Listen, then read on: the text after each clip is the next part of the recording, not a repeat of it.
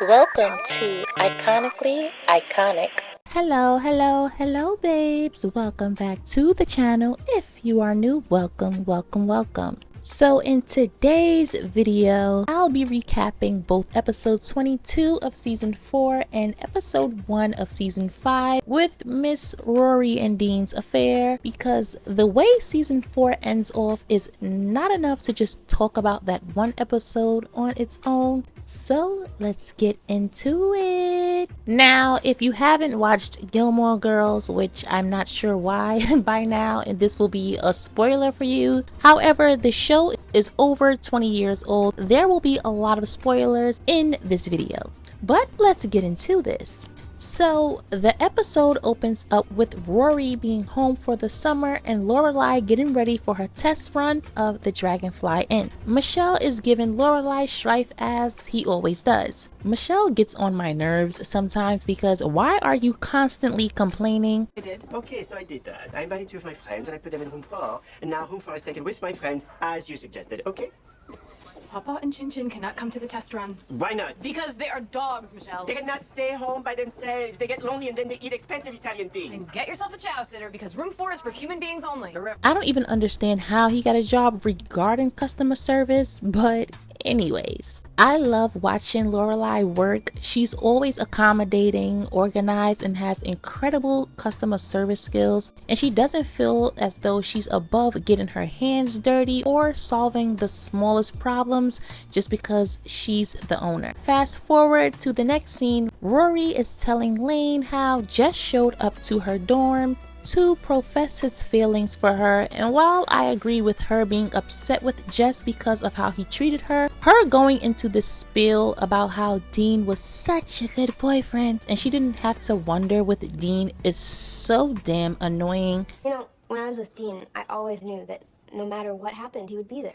Dean was very dependable. It was more than that. He was so, I was safe. And he was so nice to me. He really loved you. Yeah, I think I really blew it there, you know? Now all of a sudden you have this epiphany because the guys at Yale don't worship the ground you walk on. Lorelai and Rory meet up with each other for lunch at Luke's and tells Rory that she and Luke attended Liz's wedding together and he asked Lorelai to the movies, and while Lorelai said yes, she's confused about what it means exactly, which leads her to act awkward around him, like knocking everything off of the table when she enters back into the diner. Now,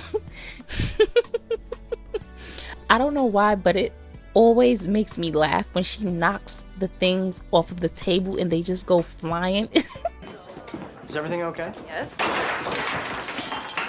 So the girls are having their usual dinner at Richard and Emily's, and Emily invites Rory on a trip to Europe. However, Rory isn't sure about joining her as of yet. Lorelai invites her parents to the test run for the inn as she senses there are some issues amongst her parents, which I thought was sweet of her. The day of the Dragonfly's Inn test run is here and Rory sees Dean and has a conversation with him about him ignoring her when she waved to him that afternoon. Dean is upset about Jess being back at her dorm. Sir, please have a seat. Please have several seats. Even if she were to be back with him, you are married, you damn heathen. How are you stomping around with an attitude like a 3-year-old as if Rory would owe you anything, Mr. Man? Which is why he is a character I couldn't stand from the very beginning. I know everyone loved Dean and thought he was such a spectacular boyfriend, but I never liked him. He was manipulative and always tried to control Rory, throwing temper tantrums to the point that Rory would be scared to share things with him because of how he would react. That's not normal. You shouldn't be scared of the person you're dating.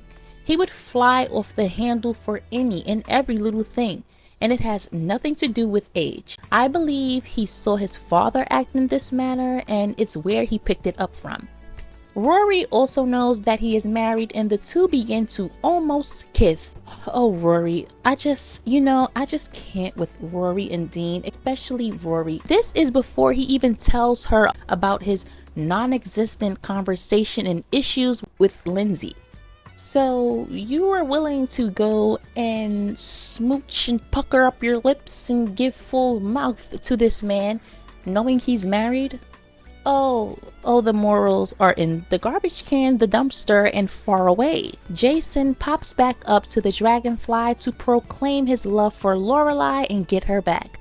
However, Lorelai isn't interested because of her feelings for Luke. Emily and Richard inform Lorelai they will be leaving because the two of them aren't getting along, which I don't know why, but Emily and Richard's spats always have me in tears. Dean pops up to Rory's because if it's one thing he is good for is popping up unannounced.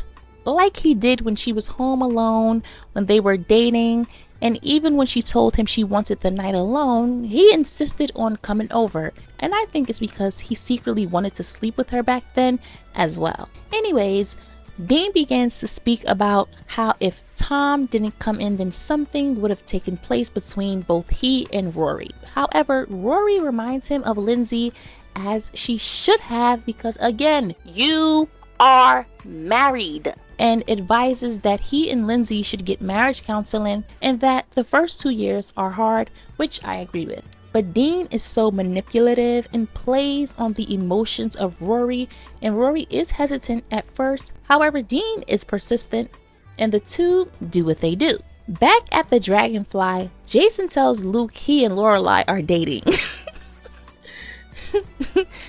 Sir, what brand of delusion were you sipping on in that cup? He really told Luke that him and Lorelai were back together, and he looked like he truly believed it in his mind. Like he was really like, yeah, we're back together. You know, couples have their issues, but we're working through it. We're back together. What? Was Lorelai given this information? I don't think Lorelai is aware of this. And did he get locked in the bathroom? Because what happened to him afterwards? Anyways, Luke tells Lorelai he has sent signals to let Lorelai know he was interested, and the two share the long-awaited kiss that fans were waiting for seasons 4. However, Kirk interrupts them because he's had one of his night terrors, and y'all, I've laughed. This episode is so hilarious to me. When I tell you I cry of laughter every time I see this scene, Kirk. It's so random. I don't think anyone was expecting Kirk to come flying down the stairs naked with just a pillow. Lorelai rushes home to tell Rory what's happened between her and Luke. However, she bumps into a surprise of her own. And Rory begins to tell Lorelai what happened between her and Dean and how lucky she is and how good he is and loves her. Well, aren't you glad that it happened with someone who's good and really loves me? This is such a bubblehead moment for Rory. It's like she didn't have a brain God gave a fruit fly. Lorelai asks her questions any sane person would, and Rory didn't want to discuss it because she wanted to play obtuse and didn't want to ruin this fantasy of Dean being hers in this special moment. It was so special because Dean is my first boyfriend. Dean is also a married man, my love. Well, he tried the best he could, but it didn't work. It's over. He told you that? Yes. He told you he's leaving her?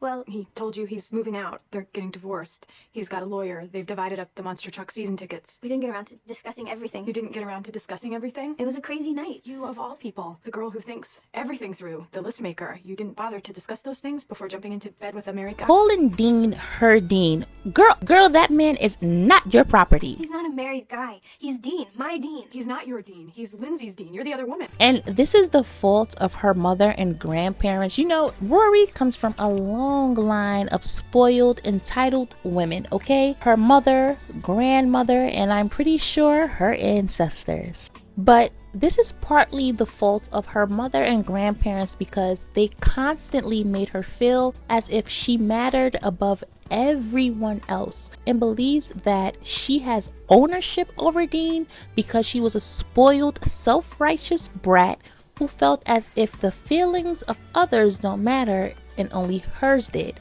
You didn't even think about the pain that you would be causing Lindsay and how something like this would affect her. Hell, she didn't even think about her reputation and morals. She just threw all of that out of the window and tells her mother she ruined her moment. The moment of you being a paramour?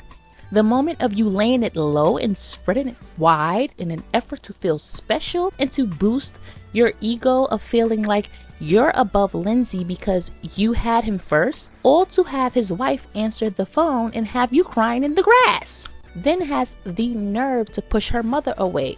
Girl, my mother would have snatched me up so quickly if I even thought about it, okay? So season 5 episode 1 opens up with the point of view of Rory and Dean. The two are canoodling in bed with one another while Rory says she has to find a song for their quote-unquote moment. This girl is so deluded, like I can't even deal. Dean is back at home with Lindsay, and Dean is so cold and distant with her, and she tells him that she found his phone and answered it, and this man berates her and makes her feel like she was wrong for answering his phone. Now I'm sorry, but that plate of brownies would have been on top of his head. He reacts this way because he knows for a fact that what he was doing was wrong, and making Lindsay feel wrong about answering his phone because he didn't want to get caught out there. He also wanted to make sure that if his phone ever rang again and it was Rory, that she wouldn't answer it because of how he berated her. Anyways, Lorelai is back at the Dragonfly Inn. They had to find a way to get Kirk up because he's fallen in the rosebush garden but doesn't want Lulu to see him in that condition.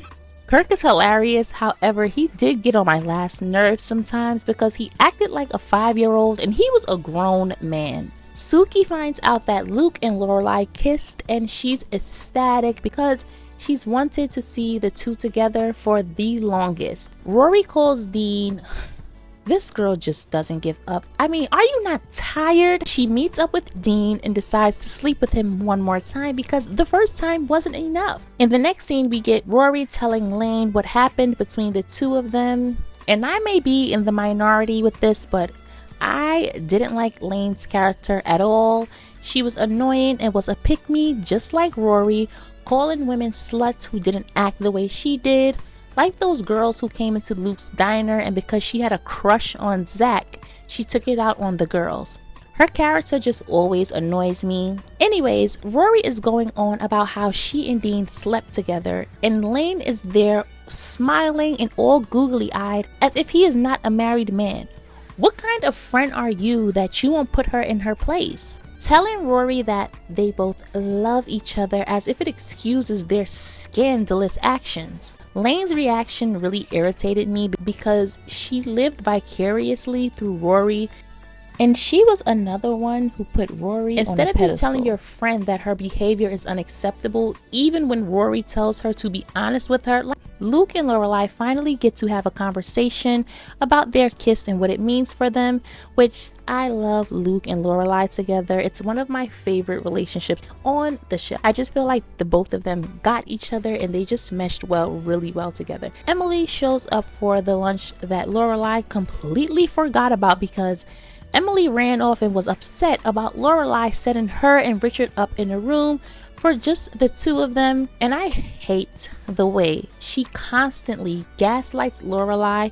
She is such a damn narcissist, and I truly understand why Lorelai went no contact with her parents. She acts as though Lorelai has no reason to be baffled that she drove out to Stars Hollow for a 1 p.m. lunch after she stormed off.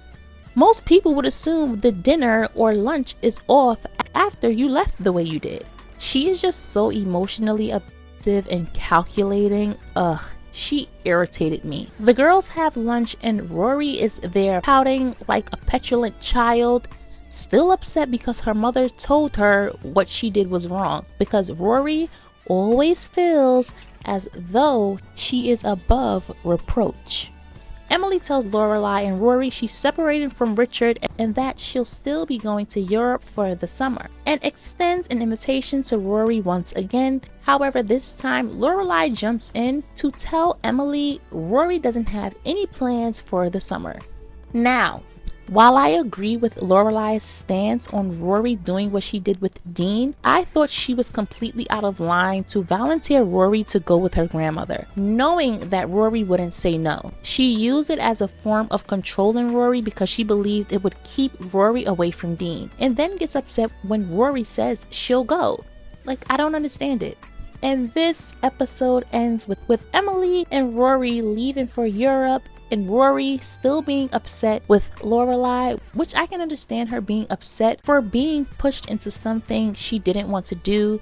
However, her still holding anger over her nasty little fling with Dean is ridiculous. What are you so mad for? Is it because deep down you know she's right and that you played yourself? I swear everything went downhill when Rory got this bob. These 2 episodes, Rory really angered me. But with that being said, this video has come to an end. Let me know below if you would like me to recap the following episodes and what episodes and shows you would like for me to recap next. Don't forget to comment, like, share, and subscribe, and I will see you guys in the next one.